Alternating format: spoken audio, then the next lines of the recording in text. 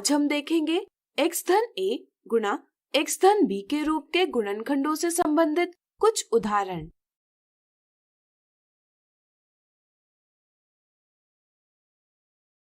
एक आयत का क्षेत्रफल यानी एरिया ऑफ रेक्टेंगल इस बीजीय व्यंजक यानी एल्जेब्रिक एक्सप्रेशन के रूप में निरूपित किया गया है। ज्ञात कीजिए इस आयत की लंबाई और चौड़ाई के व्यंजक क्या होंगे। हम जानते हैं कि आयत का क्षेत्रफल लंबाई गुणा चौड़ाई होता है। यह आयत का क्षेत्रफल बीजीय व्यंजक x के वर्ग ऋण 12x धन 32 के रूप में दिया गया है। यदि हम इसका गुणनखंडन यानी फैक्टराइजेशन करें तो हमें आयत के माप के लिए व्यंजक प्राप्त होंगे। तो चलिए शुरुआत करें। यहाँ हम इस सर्वसमीका यानी आइडेंटिटी का प्रयोग करेंगे।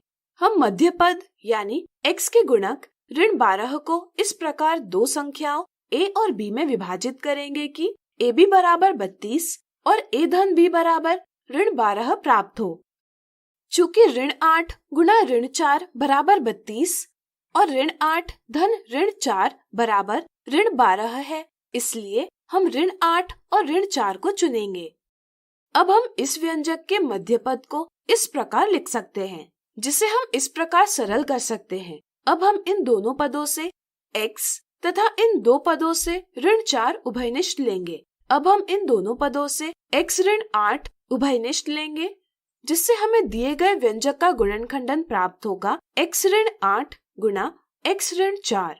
हम जानते हैं कि आयत का क्षेत्रफल लंबाई गुणा चौड़ाई है, इसलिए हम कह सकते हैं कि आयत की लंबाई x ऋण 8 और चौड़ाई x ऋण 4 है, या आयत की लंबाई x ऋण 4 और चौड़ाई x ऋण 8 है।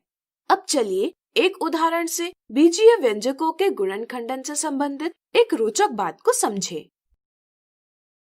अध्यापक ने कक्षा में बच्चों को दिए गए व्यंजक का गुणनखंडन करने को कहा। टीना और सचिन ने इसे दो अलग अलग विधियों से हल किया। टीना ने इसे मध्य पद का विभाजन करके सरल किया, यानी कि उसने इस सर्वसमीका का प्रयोग किया। उसे यहाँ इस व्यंजक के मध्य पद ऋण 12x को विभाजित करने के लिए दो संख्याओं a और b इस प्रकार खोजना था कि ab बराबर 36 और a धन b बराबर ऋण 12 प्राप्त हो। चूँकि ऋण 6 गुणा ऋण 6 बराबर 36 और ऋण 6 धन ऋण 6 बराबर ऋण 12 है, इसलिए उसने ऋण 6 और ऋण 6 को चुना। उसने इस व्यंजक के मध्य पद ऋण 12x को इस प्रकार लिखा, जिसे इस प्रकार सरल करके इन दो पदों से x तथा इन दो पदों से ऋण 6 को उभयनिष्ठ लिया।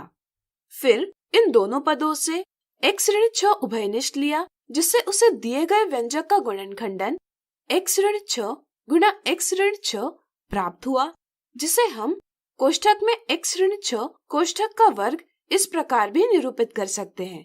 जबकि सचिन ने इस व्यंजक का गुणनखंडन करने के लिए इस सर्वसमीका का प्रयोग किया। इस व्यंजक में पहला पद x का वर्ग और तीसरा पद 36 दोनों पूर्ण वर्ग है। सचिन ने दूसरे पद ऋण 12x को ऋण 2 गुणा x गुणा 6 लिखा और दिए गए व्यंजक को इस प्रकार लिखा। यह व्यंजक इस सर्वसमीका के दाएं पक्ष से मेल खाता है, जहां a बराबर x है, b बराबर 6 है और ऋण 2ab बराबर ऋण 2 गुणा x गुणा 6 यानी ऋण 12x है। इसलिए हम इस व्यंजक का गुणनखंडन सर्वसमीका के बाएं पक्ष की तरह कोष्ठक में x ऋण 6 कोष्ठक का वर्ग इस प्रकार लिख सकते हैं। इस तरह दोनों को सही उत्तर प्राप्त हुआ है। इस तरह हमने देखा कि दिए गए व्यंजक का गुणनखंडन मानक सर्वसमीका का प्रयोग करके और मध्य पद को विभाजित करके यानी इस सर्वसमीका का प्रयोग करके भी किया जा सकता है। व्यापक रूप में उन व्यंजकों को जिन्हें इन सर्वसमीकाओं के प्रयोग से गुणनखंडित किया जा सके, मध्य पद के विभाजन से भी गुणनखंडित किया जा सकता है। तो आज हमने देखे x धन a गुणा x धन b के रूप के गुणनखंडों से संबंधित कुछ उदाहरण। अगले वीडियो में इनसे जुड़ी कुछ साधारण गलतियां देखेंगे।